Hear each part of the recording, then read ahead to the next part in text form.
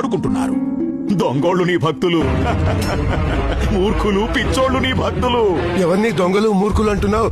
నన్నంటే అను, ఊరుకుంటాను. అంతేకాని నా భక్తులంటే మాత్రం ఊరుకోను. నేను నీ భక్తుల్లా కాదయ్యా.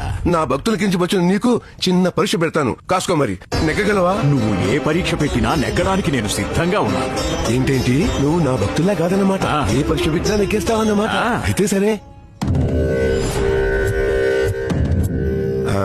ఈ నీళ్ళతో ఉన్న పాత్ర తీసుకో. నువ్వు చేయవలసింది ఏమిటంటే, ఈ పాత్రలోంచి ఒక నీటి బొట్టు కూడా కింద పడకుండా 2 సార్లు ప్రదక్షిణ చేసేసి రావాలి. 2 సార్లేమిటి, 100 ప్రదక్షిణాలైనా చేస్తా. 100 సార్లా? వద్దులే, 2 సార్లు చేస్తే చాలు. నిన్ను కష్టపెట్టడం నాకు ఇష్టం లేదు.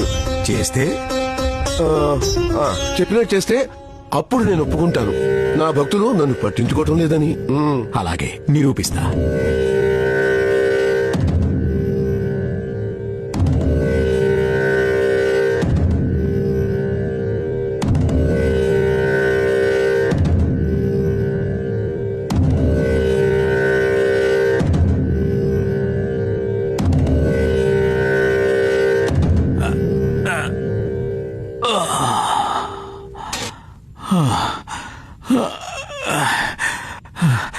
అబ్బా, ఒక్క చుక్క కూడా నీళ్లు కింద పడకుండా తీసుకొచ్చాను, చూసావా?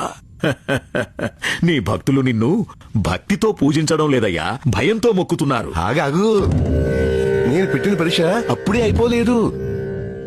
ఈ పాత్రతో నువ్వు 2 సార్లు ప్రదక్షిణలు చేసినప్పుడు నన్ను ఎన్నిసార్లు తలుచుకున్నావో చెప్పు. నీళ్లు కింద పడిపోతాయేమోనన్న భయంతోటి నిన్ను తలుచుకోలేదు, ఏకాగ్రతతో నడిచాను. అట్టాంటప్పుడు నిన్నెలా తలుచుకుంటానయ్యా?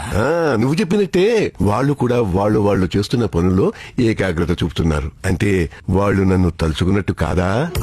వాళ్ళు చేస్తున్న ప్రతి పనిలోనూ నేనున్నాను. వారి వారి విధులను నిర్వర్తించడంలోనే సాయినామం నాకు స్పష్టంగా వినబడుతోంది. క్షమించండి బాబా. భక్తులకు కష్టం వచ్చినప్పుడు భగవంతుడు ఆదుకున్నట్టే భాండ శుద్ధి లేని పాకమేళ, చిత్తశుద్ధి లేని శివ పూజలేలా. ఒక్కసారి నా భక్తులు నోరారా సాయి అని తలచిన చాలు.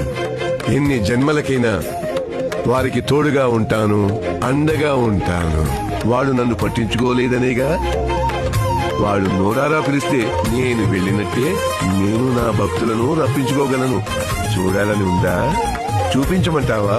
అయితే చూడు.